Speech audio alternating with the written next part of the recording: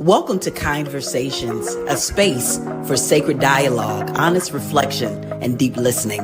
I'm your host, Kaylan Frazier. KYNDversations was born from my own inner dialogue, my journey of spirituality through life's unfoldings, questions, and becoming. Along the way, I discovered something essential, that transformation often happens not in isolation, but in conversation. In this podcast, I sit with people from diverse faith traditions, spiritual paths, and lived experiences to explore one central question. What does devotion mean to you? And how does your relationship to the sacred shape your life? My hope is that each conversation becomes a light post for those who feel challenged, disconnected, or searching for belonging. And that through our shared reflection, you might find courage, clarity, and deeper connection to yourself. Wherever you are on your journey, you are welcome here.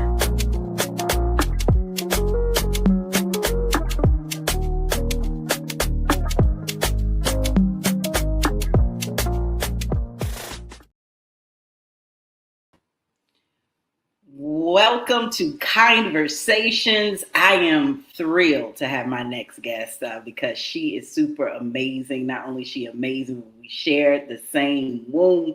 My sister, Kaylan Frazier. Kaylan is a mother, community leader, entrepreneur, and founder of SUAY International Resources, a values-driven organization dedicated to strengthening communities through land stewardship and cultural connection. Her spiritual journey has been one of learning, unlearning, healing, and trusting life's unfolding. Through her work, relationships, and personal experiences, she continues to explore what it means to lead with love, curiosity, and integrity while creating spaces that empower others to do the same. Please help me welcome Kaylan Frazier. Hey, as Denise would say, I'm here. Thank you for bringing Ava to this space. I'm so glad you're Absolutely. Glad to be here. It's a pleasure and an honor. here. Yes.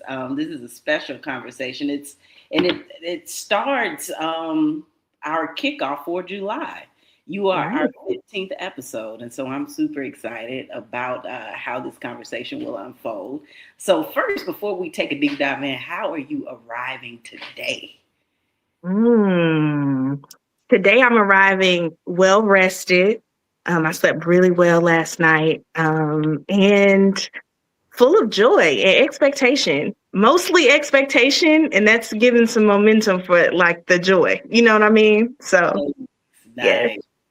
Rest helps a lot with that, so I'm glad that you have gotten some rest. So my first question is this. When you think of the phrase, your spiritual journey, what chapter of your spiritual journey speaks most to you in this moment? I would honestly say becoming a mom, because it called forth a different part of who I was, a part of who I was that I felt like I experienced through how our mother mothers us, right? Or how our grandma loved on us, or, but then becoming a mother, it brung about like a different fight or like bite. One of the words that came up when you asked me like how I was arriving was ferocious. I don't feel ferocious in this moment, but part of how I'm arriving in life now is very much ferocious. And part of how that ties into my spiritual journey, I think ultimately I've always had like this a spiritual I guess guide once called it a sacred rage. And I've always had like this sense of like this fight and this push and this like ferociousness around like being so centered in my convictions. And I think that becoming a mother brought all of that to the surface. And my spiritual journey kind of shifted between like, oh, I have a lot to lose, so let me protect it or like encounter it differently, to I have a lot to fight for. And so I think that centers my spiritual journey now, is that I have a lot to fight for. So what I'm going to do about it, you know? Yeah. Absolutely. I am so glad you brought that up. Is actually where I was going to go after that question. And so it totally makes sense that you would name this chapter of motherhood that will be continuous throughout the rest of your life. When you think about how your responsibilities have expanded, it centered you very much in a rootedness to your convictions, understanding that you have lots to protect in this moment. What have you found out about yourself as a mother to Ava and to the twins, Raheem and Raheem?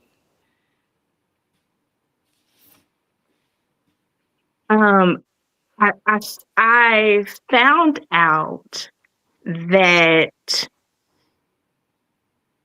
I am very much devoted to a truth that is within me.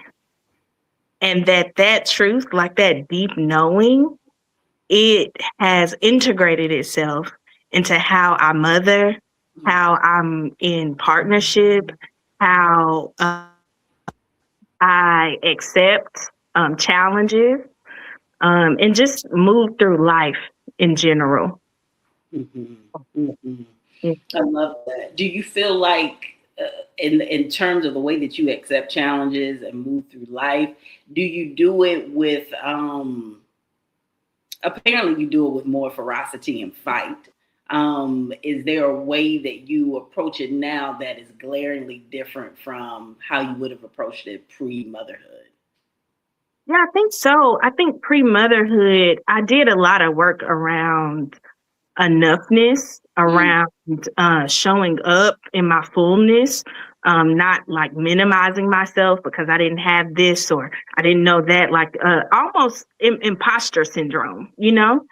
But there's a level of birthing something, right? Not just a child, but it's something in birthing something that convinces you that you got it.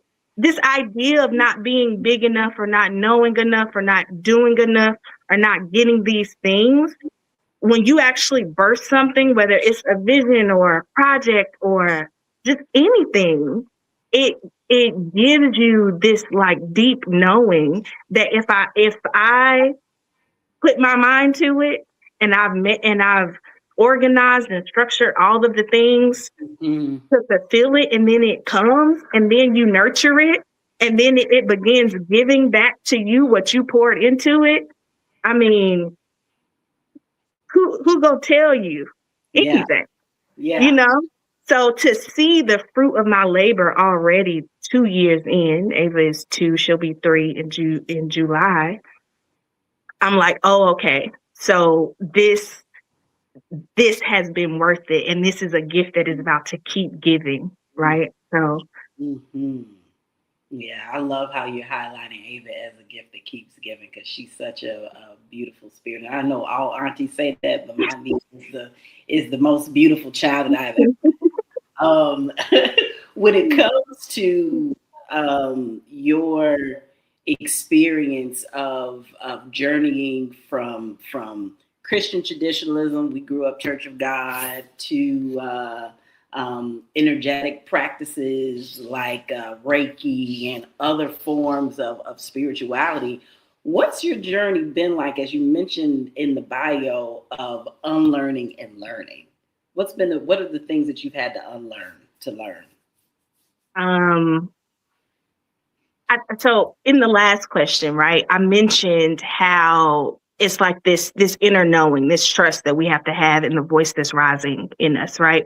I think one of the things that has helped me kind of traverse each system is understanding like the things that the voice that, or what's loud, right, can sometimes be like conditioning, expectations, fear, and what is deep is the knowing, right? So I feel like I go between recognizing what's loud and what's deep, right? Mm-hmm. Papa used to say, you got to know that you know that you know, right? And I carry that with me in so many ways because no matter what I'm practicing, if I know that I know that I know that it is in alignment with what I need in my life at that moment and it's serving something, then it's for me. Like I had to like kind of release myself from this box that like what I grew up learning was the only thing that could serve me, right? Because like how can we say like God is so expansive and ever evolving and all knowing, but then we stay this small, you know? So I think the practice is definitely and the acceptance of all the things has always been attached to me trusting the God in me. Mm-hmm. Mm-hmm. That's big. There are two questions at the top of mind. They are both centered in what you're naming and what you named before.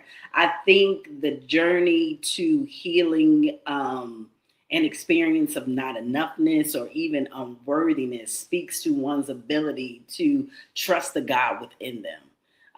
What type of work have you had to do to heal? Because I think that there's something that we definitely share in common. I think that experience of unworthiness is not only something that we carry in this life, but something that's very ancestral. I think it's an epigenetic imprint that is ran through generations of our family, whether it's paternal or maternal. I'm thinking more paternal, but I'm wondering for you, what has the work been for you to heal that?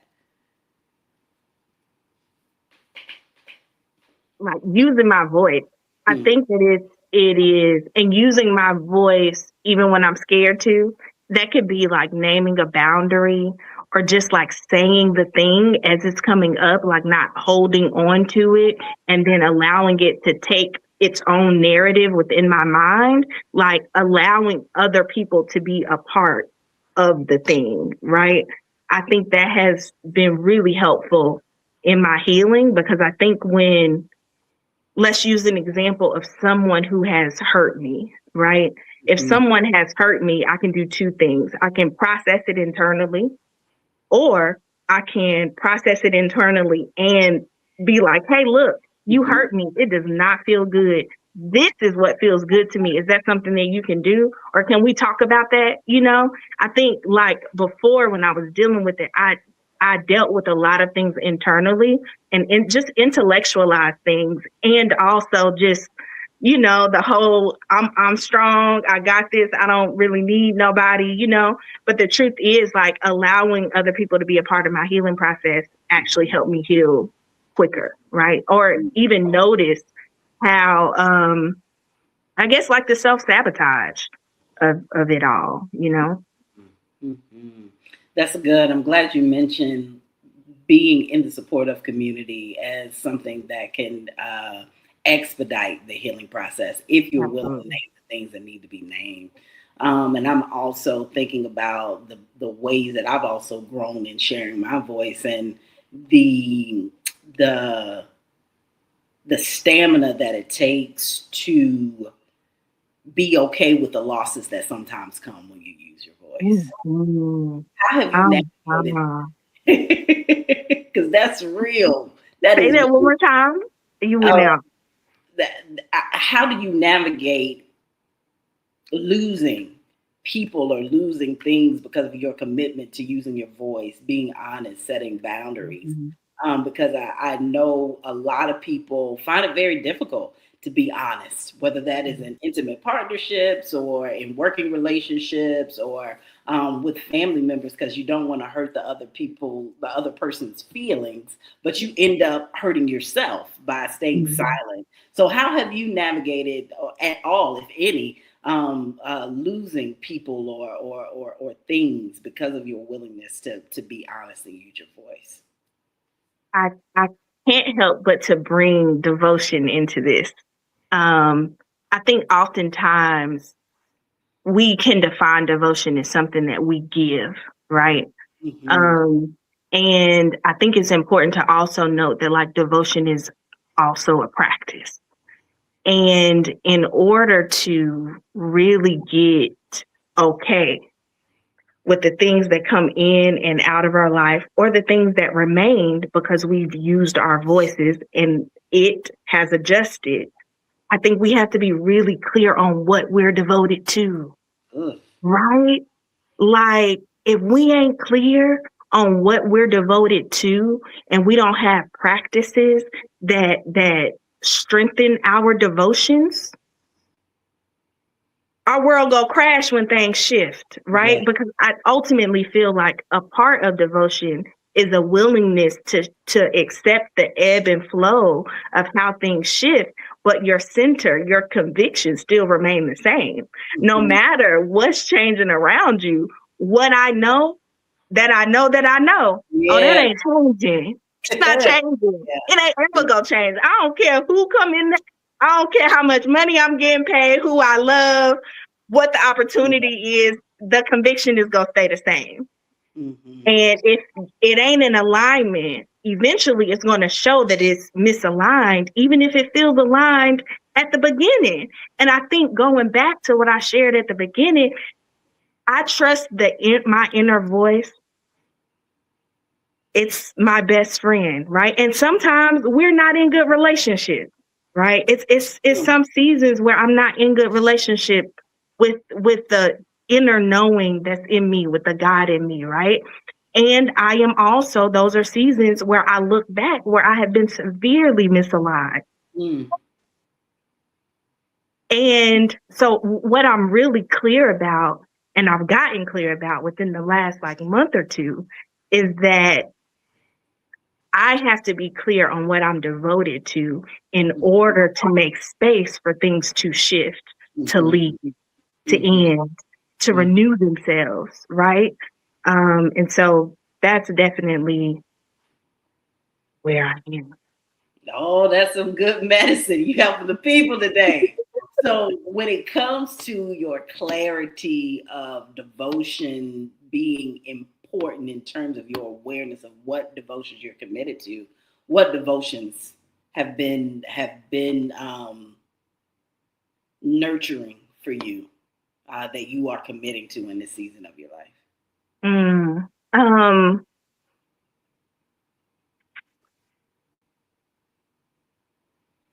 What's coming up right now is like practices that help me like refocus my lens, right? Of like how I see myself. I think that sometimes in like being misaligned with our devotions and this inner voice, how we see ourselves can shift. Yeah. And I think I've been seeing myself through a lens that is still me, but it's not the best version of me. And so I am one of my practices is not just ensuring peace in conflicts and like the you know, and things that kind of arise, but just how I can create an environment of peace. If that is me waking up 30 minutes early to like set the tone of the house before the kids wake up, you know, or if that's me taking my time to even do things for someone else, you know, like I'm really centered around like peace and alignment. And so the practices are not, it's self-care, but it looks different, right? It's not like nails done, all of the things. It's like, okay, how can I create peace and like recognize alignment and then flow that way? Like, I want that to give me the momentum for my life right now. And so that's ultimately what I am being drawn to, is just peace and alignment. And that's really helping me to see myself, like you've said once, with loving eyes. And that's really helping me to navigate these days. Peace and alignment.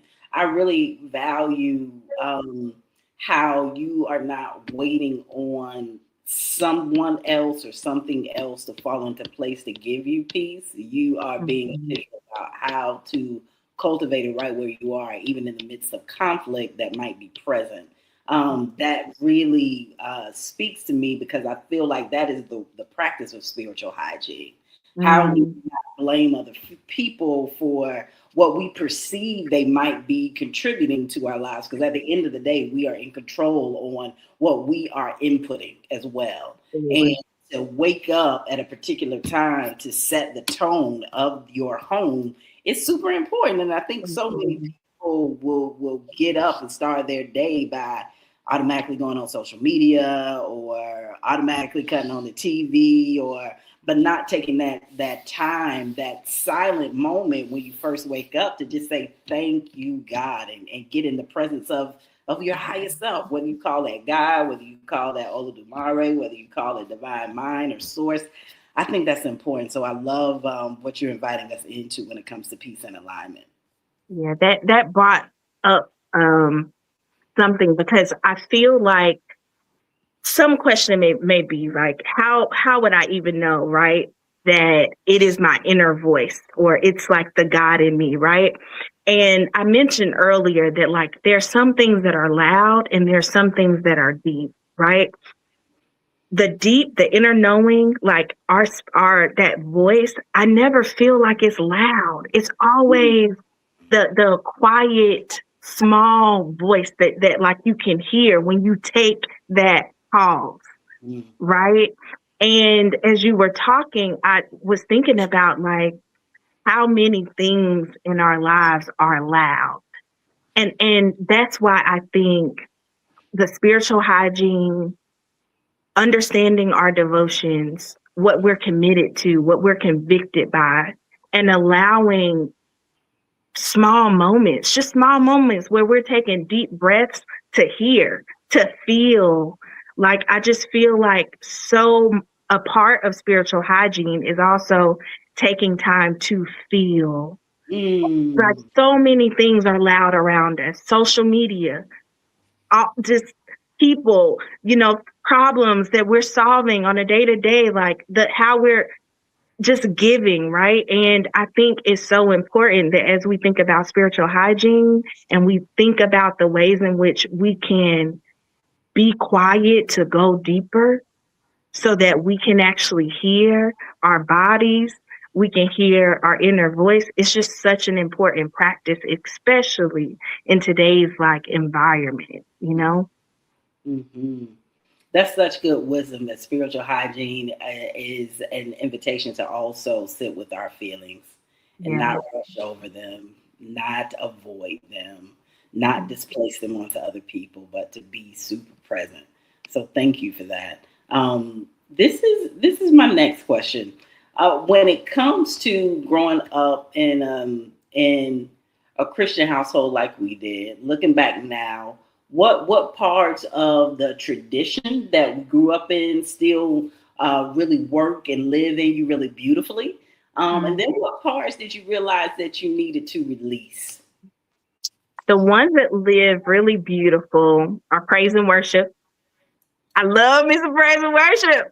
I always looked forward to it. I always looked forward to. I think that's also why I have a practice of like setting the tone, setting the atmosphere, right? Because that's something that was always really important. We was always told like set the atmosphere, right? And you set the atmosphere with praise, and you know, and so praise and worship for sure.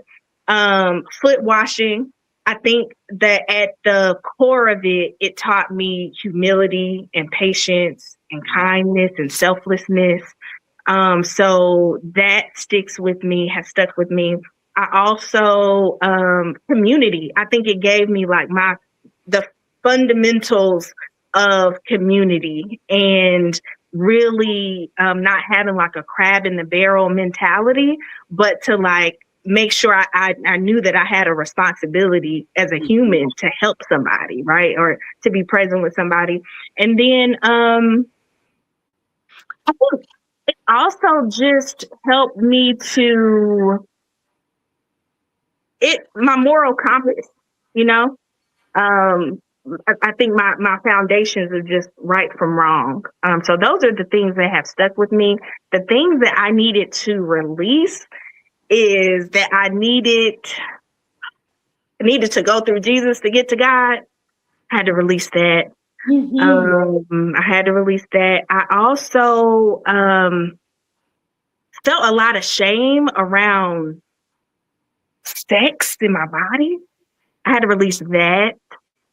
I also, in some way, feel like my relationship to money had, like, money and, like,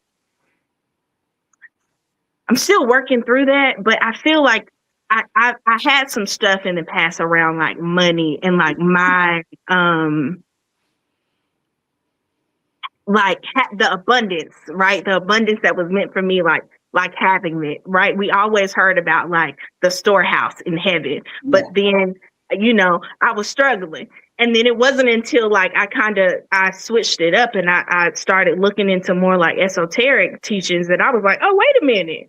I can manifest only if my heart and my mind is aligned, like, I can actually, because we would always hear, like, speak those things as though they were, but I don't really feel like we were given, like, the tools around that scripture to, like, really know what that means outside of prayer. Yeah. And so I think I had a lot of confusion around abundance that I had to let go. Mm-hmm. Yeah. Just get clear about. I think it really was getting clear.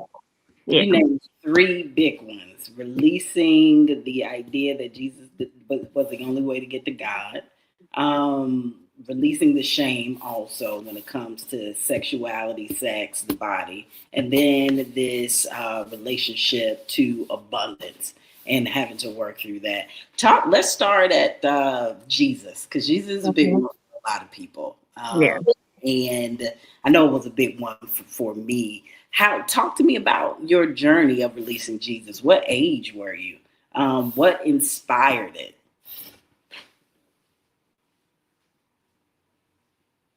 Okay, I think it was when were you in seminary? I just remember one time I called you and I was just like, Ken, I see this scripture and it says, for ye are all God's children of the Most High. Like, can you help me to understand that? Because I see that, like, one G is capitalized and the other G is lowercase. And I think at the time I was in college. So I think I was taking, like, a New Testament class as an elective.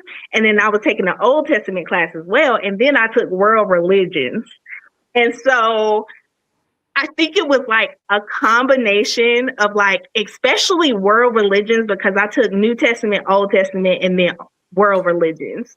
And it just started making me question things, especially when I started reading about, like, Buddhism and like Islam. And I was just like, I just had all of these questions. And then fast forward, maybe like a year or two, I started dating a guy that was a Moor, of the Moor Science Temple of America.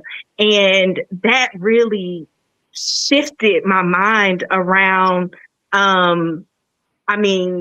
the banking system, the educational system, the lands, like, of America in and of itself. Just so many of their teachings were in such contrast to what I knew. And I think that really helped me to understand divinity. And I think when I understood the divine in a different way, and I started really seeing that as something that was in me that I was coded with, like, I was born with it. It ain't nothing that I gotta work for. And ain't nobody die for it either. Nobody die for what I was coded with. And so once I figured that out, I was like, oh, wait a minute. I am the source and the source is within me. Oh, bet. Come on now. Bet.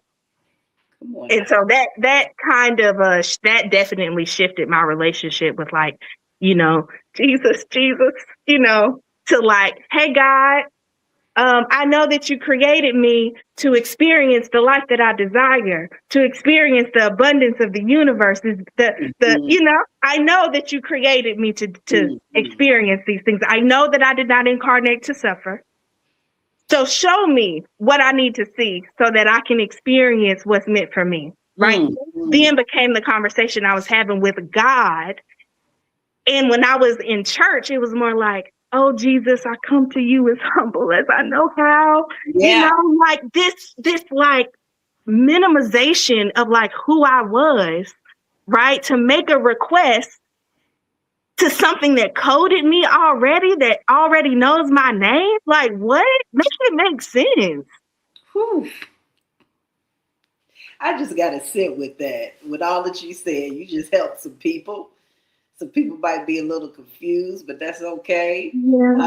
I am source and sources within me. I am made of the same thing that coded me, and we get a chance to speak to that thing differently when we're clear that it is a part of us. We don't have to reach outside of ourselves. And I love that your conversation partners change when you enter into the Old Testament, New Testament, and world religion class.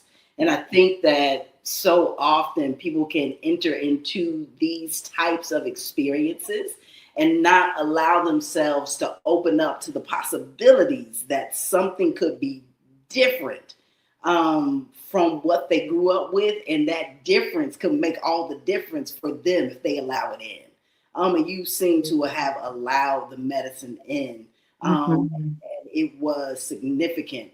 When it comes to this embrace of the divine and how you see divine as a part of yourself that isn't separate from you, what do you do with these concepts? Because I imagine in releasing Jesus being the only way, you might have had to have different internal conversations about how you hold heaven and hell.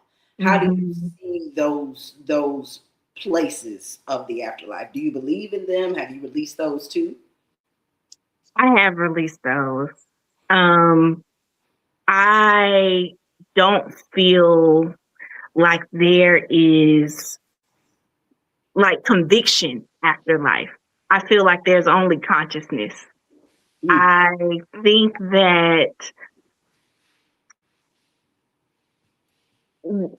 I know that I am a soul, right? Living a human experience. And it will seem cliche because everybody be saying it. But I really, really believe it, right? And as a soul, I don't believe that because I didn't get this time right, this life, this incarnation is Kaylan Frazier, that if I didn't get it right, that like I'm going to go to some eternal burning hell. It really be given like something that somebody gave us to like keep control. Like, and so what I believe is that there are different levels of consciousness. I think that when we transition into a consciousness. I believe that we have an ability to choose whether we want to reincarnate or not. And that's where I am right now in my spiritual journey. So I don't believe in a heaven or hell. I just believe that there's pure consciousness. I do believe that there are levels of consciousness that we get to explore as souls. And some people have the gifts of exploring those consciousnesses here on earth. And so yeah, that's where I am right now. So none of who I am as a human being on this planet is guided by a fear of going to hell or making it into heaven. Like I'm a good human because I have a good moral compass. I know who I am. I know that love is important in all ways that it's expressed. I think that we should all help each other if and when we can, and especially when it's reciprocal or just in service. Like, I just think it's just important to be a good human. Like, because you should be a good human, not because you're going to go to hell if you're not, you know? No, I'm with you. I'm giggling because it makes so much sense to us, but to a lot of people, this makes no freaking I know. That's why sense. I felt like I was kind of like rambling for a second there because I'm just Oh, like, child. you are rambling because we're gonna talk about it. I think for me, I think coming into the awareness in my 20s that I was coerced into salvation. I Mm, didn't get saved in the traditional sense because I love God so much at all. I got mm, saved because I didn't want to go to hell. And so yeah, there's that's a real. different relational experience that you have to the divine because you're scared versus because you love. Right. And so Absolutely. this juxtaposition of fear and love is very present in Christian traditionalism, and the existence of heaven and hell and how it's taught to us is based on a reward system. That if you Mhm. do X, Y, and Z, you get to experience A, B, and C. If Yeah, you do A, B, and C, you get to experience these things. yeah, But I think I think it's scripture that says the sun shines on the just as well as the unjust. Life hmm, just be lifing. you It don't do. matter what you do. It, Hmm. it does not matter. I mean, it matters what you do when it comes to karma. If we're thinking about it that way, I do believe. Yeah, But it's people who have done horrendous things who are still prospering in ways that I am not. absolutely. What I'm saying, and so Hmm. when it comes to this idea that you've let go of something that's very central to Christian traditionalism in terms of believing in a heaven, believing Hmm. how has releasing heaven and hell supported your own mental wellness? I really just, I really just think it's that release of fear. Like fear can be so consuming in every single aspect of our life, right? So once I released this fear that like my actions were attached to where I would end up, it really like opened, it really like opened something up. It felt like,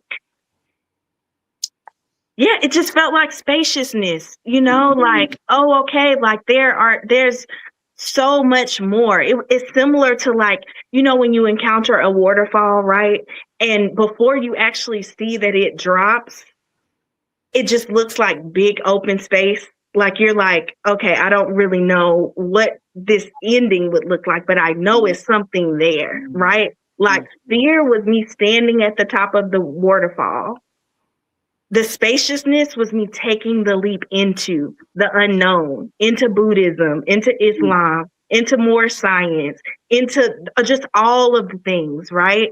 And so I just really think it was the letting go of fear and like and trusting the things that were coming into my life. I was seeing them as like crumbs on the trail. Like, oh, okay. That Mm, like it was what I learned in church that helped me like mm, understand, like the discernment, right? Like the foundational things that I learned in church are helpful for me now, right? Because mm. discernment was one of them. And so being able to discern things along the journey and like releasing the fear, it really created this spaciousness for divine to like show up for me differently. Whew. You helping some people. So we are at the waterfall. We free jumping in. We don't know what we're gonna bump up against. We don't know how deep the water is. We don't know who's gonna meet us there in the current. We don't know what's gonna meet us there in the current. And you allow yourself to drop and be carried by this spiritual experience of adventure and exploration that has allowed you to touch Buddhism and allowed you to touch Islam and allowed you to touch more science. Talk to me about how your spiritual journey continued to widen as you let go of the fear. Mhm. And I'm curious. Yeah, I'll stop there. Yeah. I think the widening was me feeling more powerful, Mm, feeling more equipped, spiritually. It wasn't until then that I actually came into my spiritual gifts, right? Because I don't remember being the type of dreamer that I am now when I was like devoted to the concept of like Jesus and needing Jesus to like get to God and experience all of these things, right? I can also like I practice like energy healing and like the things that come up and like how spirit moves through me is a lot different now. And so I there's this spiritual power that you get when you allow divine to really catch you, to catch you, to inspire you, to influence you, you know, because like God ain't gonna let us fail. And if we feel like we are failing, we have to ask ourselves, like, I think it's Michael Beckwith that says, like, how is this challenge helping me release my fullest potential? You know, because at the end of the day, whatever we go through is going to serve us in some way. It ain't always going to feel good. Okay. Life is rough. Okay. It ain't going to feel good, but it's worth it. Yeah. It's worth it. And I feel like somebody might be hearing me say it's worth it and be like, girl, it's easier said than done. But let me tell you something. I done been through some things, you know. I don't look like what I've been through, but I've been through some things, you know. And it's just like this trust and this knowing and this power that comes with being connected to divine that I wake up and be like, I'm gonna be all right. Yeah. I'm gonna be all right. Because I'm co-creating with the power that creates worlds. Co-creating with the power that creates worlds. I'm gonna be all right. You gonna be all right. We just got to be clear on what we devoted to, and I'm devoted to the power that creates worlds. Yeah, that's what I'm devoted to, and not just my world, and not just my world. Okay. Yeah, because what the type of relationship that you're talking about with source, with the divine, is a relationship that requires you to release knowing, to release your certainty. And yes, many that's of the call. We want to be certain. We want to be certain about an afterlife. We want to be certain that if I do this, I'm gonna get that. Life doesn't guarantee us certainties. No. And I can't say just because you believe a thing, just because you believe you're going to make it into heaven because you're doing X, Y, and Z, don't necessarily mean that there's a heaven for you to make it into. Yeah. I mean, and I'm not saying that there is no heaven. I'm not saying that at all. I believe that everyone is entitled to believe what they believe. And for me, I believe the things that are most in alignment with my peace, that are most in alignment with my expansion, and that are most in alignment with my highest good. And for me, like you, I don't believe that it's in holding tightly to this concept of heaven and hell. Yeah. When you think of how expansive your spiritual journey has become, what moments, spiritual experiences, can you pinpoint that have validated the path that you are on and continue to be on?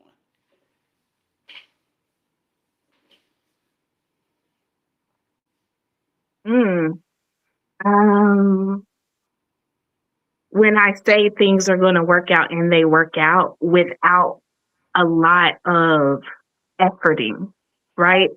And I do believe that when we're in alignment, you don't have to like effort as much for the things that are meant for you to come in and out of your experience. I think that if I could pinpoint, sometimes it's like in the little things. The ability to get a car right now. Like I literally encountered a car. This is a moment that happened last week. Mm-hmm. It was like $9,500. I wanted to pay cash for it. I walked away kind of sad about it because I'm like, do I want to stretch myself and try to make this work? Or, what do I want to do? So I literally left that conversation. And in the car, I said, God, if this car ain't for me, I need you to show me something that is. Within 5 hours, I saw a car. I messaged the seller. 2 days later, the car is in my driveway. I didn't have to stretch myself beyond what I could afford. When I tell you every single thing about the experience was easy, it was almost hard to believe. And I feel like that's how some people can get like, I don't know, this is too good to be true, but actually it's not. It's not. It's not. It's meant for you. It's in alignment. That's why you're experiencing so much ease. You don't have to sabotage it. Like, who even invented that shit? It's too good to be true. Right. Or did we just manifest it? That's why it's coming to us so easily. Yeah. Mm-hmm. And so I think that's a moment most recently that I can pinpoint that like shows me that I'm in alignment, that shows me the things that I'm doing are working and are serving me well, is because when I speak the thing, the universe responds. Yeah. It says, bet, I got you. Mm-hmm. And that's ultimately what I feel like alignment is God, universe, source saying, bet, I got you. You want more peace? Bet. You want a little bit more money to pay that bill? Bet. Mm-hmm. Mm-hmm. That's good. And the experience that you named reminds me of this relationship with ease that you've had for a while. You've had a practice of leaning into ease for a while that's been constructive for my own life. Talk to me, because I feel like coming from traditional Christianity, because that's the lens that I know, the atonement theology in terms of how it informs this level of martyrdom that so many of us will ascribe to in order to live into some type of perfection or some type of holiness or some type of stance on how seriously we're taking our relationship with God. That it can create this belief that things have to be hard. But what I hear you saying is that we can co-create a world with the divine that is filled with ease and alignment that supports us with our manifestations. So talk to me about how you began your relationship to ease and how you've maintained it throughout the years. One of the first things I feel like that was very inspiring for me is coming across the teaching of Abraham Hicks. Mm-hmm. I think that it was when I first encountered Abraham Hicks, I believe it was Northwest West. I think we were in Arizona and we stopped in Sedona at this like old bookstore. And out in the front, they had like a bunch of like old books and discs and stuff. And I bought like 5 Abraham Hicks books because I opened one and I was just like, oh my gosh, like this is very interesting, And the teachings of Abraham talk a lot about how contrast, which is the things that come into our lives that kind of like stop us and make us be like, oh, okay, this is tough, but I think it's going to get me somewhere, And so when I started seeing these moments of like contrast, instead of like allowing them to like break me down or like doubt myself, I used it as like a signpost towards alignment. And alignment has always created ease for me. And so whenever I am feeling that things are hard. And I'm not saying I've had like an easy life, but I've experienced ease because I've practiced seeing and noticing when I'm out of alignment. And so ultimately,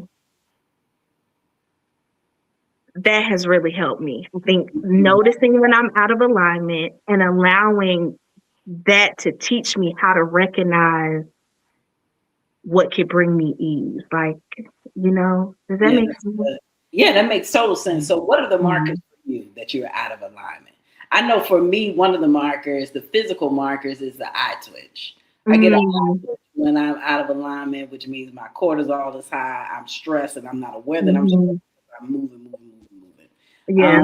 I think that another marker for me that I'm out of alignment is when I have not been devoted to my practices and feeling out of sorts because I'm not grounding myself. So what is it for you? One of the things is like physically, I feel heavier and more tired. And I feel like I have to, like, everything I'm having to like overthink it. I'm having to like overtend to it. I'm having to overextend, right? Because it's like I'm forcing something. I'm like going against the current. So that's one thing. I think another thing just in life, I typically, if I'm really like pushing, and it's giving like a clear no, but I'm like, you feel like, I'm like, no, I should probably just take a pause and really just sit with what's happening right now. And usually something always comes up to be like, oh, why didn't I think about that while I was in it? Like I could have saved so much time. But I think just like, with a family of 5, especially now, it's so easy to just get caught up in the whirlwind of life that I'm not taking moments to like hear and listen and feel into my body.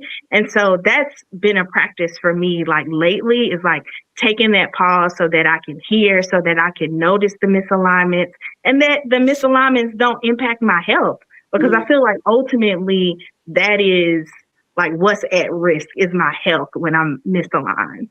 Yeah. That's well said. You mentioned earlier that you are an energy healer. For those that are looking for a Reiki practitioner, for an energy worker, Kaylan is the person to talk to if you're here in Charlotte, North Carolina. Shameless plug. So talk to me about becoming an energy healer. That was one of the gifts I think that you came into when you opened yourself up spiritually. What has that journey been like for you? It's been scary. It's been scary, but it's also been like very, very beautiful. I think part of understanding like energy work is like recognizing that it's not the person that is doing the thing, right? It's our ability to open ourselves up to a divine flow of energy that is all knowing, right? All knowing to the person that's in front of us. And so to experience that level of like energy flow and like my submission and openness to it, and then to like be able to say like, oh, I'm hearing this or I'm feeling this. And the person is like, what? And I'm like, look, I can't take no credit. I'm just telling you what I'm hearing and what I'm feeling. The impression is on me, right? And so that's kind of like, you get out of the session and you're like, whoa, that was amazing, And I also think it's been really wonderful and beautiful to like be in sacred space with you, and with our cousin Sophia, Mama Sunfire, and just like the ways in which like we can hold each other in sacred space and like then talk about it and process it. It's just been wonderful in how I show up in my spiritual gifts, So. Thank you for naming those things, and thank you for mentioning too that it's been scary. What's been scary about it for you? Growing up, we've seen like people with spirits and possessions and stuff, and people talking in tongues, but I feel like it was something a part of like my experience when I was in church that I didn't really feel like that was like for me. I thought it was like a clergy or like or like a don't know if I seen like anybody other than like clergy members or like elders Mm-hmm.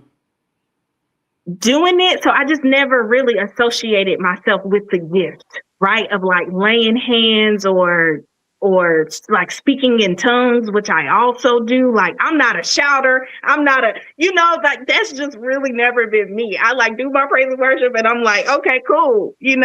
But to see how spirit can just like attach itself to you to get through to who the message is for, like I feel like that was just a little jarring at first, but Mm-hmm. now I just feel humbled and blessed, to be able to experience it and like serve in that way. So it went from just like jarring to like, oh my gosh, that just happened. Like, and to like hear myself speaking in another language and know exactly what I'm saying, it's just the way spirit be working. I mean, I can name so many things that have happened, but that could be for another conversation. We The spirit definitely is amazing. have a lot of Yeah. spiritual moments together that have been amazing, and Mm-hmm. have you back so we can talk about it. Now, I can't let you leave without you talking about being the founder of SUAY International Resources. What does SUAY stand for, and where is the work internationally right now? Thank you for asking. So SUAY stands for Show Up Authentically You. That came to me in about 2022 before I even had the vision of the work that we're doing today. So right now we have initiatives happening in Nigeria as well as Sierra Leone. Sierra Leone, there is a sanitation project happening in Malima, the village of Malima, where we have already completed a 4-stall sanitation facility that includes 4 toilets, hand washing stations, and showers. And it's serving about 8,000 villagers. So, of course, we need to build more. So, a part of the initiative is just really trying to hone in on some funding to build about 2 to 3 more on the south, east, and west corridor of the village. And next, we have an initiative happening in Nigeria that is all agriculture and cacao, ultimately wanting to create intergenerational partnerships with farmers and young men and women that are currently studying agriculture, as well as eventually having our own cacao brand in which we can facilitate different ceremonies and sacred spaces. So very excited about those 2 projects. I love the work of SUAY. I'm excited to be on the board of directors. Where can people go to donate and to find out more about SUAY? Yeah, so you can hit us up on SUAY International Resources.org. And all of the things are linked there. You can view our initiatives. You can also view our donation campaign where you can make a charitable donation that does come with a tax receipt. And we also have an Instagram, SUAY International, as well. But everything is on the website, SUAYInternationalResources.org. Okay, awesome. And where can people go to find out more about you? At Mood Divine. I'm not posting anything, but feel free to send me a DM and just say, "Hey, girl," and I'll message you. It is at Mood Divine, MOODDIVINE. Yes. Okay, perfect. So you have given us lots to think about for this KYNDversation. People are watching, and some people are in the midst of big transitions, some in the midst of challenges, and some not feeling like they have what it takes to move forward in the next evolutionary experience that's calling to them. What words of encouragement can you offer? Mm-hmm. That even if you have forgotten who God has made you to be, how God has coded you with capacity, with capability, with power, with knowing, with love and peace. Even if you have forgotten that it is space for you to remember if you just sit with yourself and believe that you can do it. It all starts with the belief. So believe that you can do it and start there and trust that the universe has you covered. Yeah. Thank you so much for that wisdom and that insight. Thank you for saying yes to this Conversation and being our 15th episode. You all check us out every Wednesday. We go live at 5 a.m. so you can get access to the up and coming recordings every Wednesday at 5 a.m. You can also find us on my page at Kendra Frazier on Instagram, as well as on the KYNDversation, that's KYNDversations YouTube page. I love you, Kay, and we look forward to seeing you for our next conversation. Peace.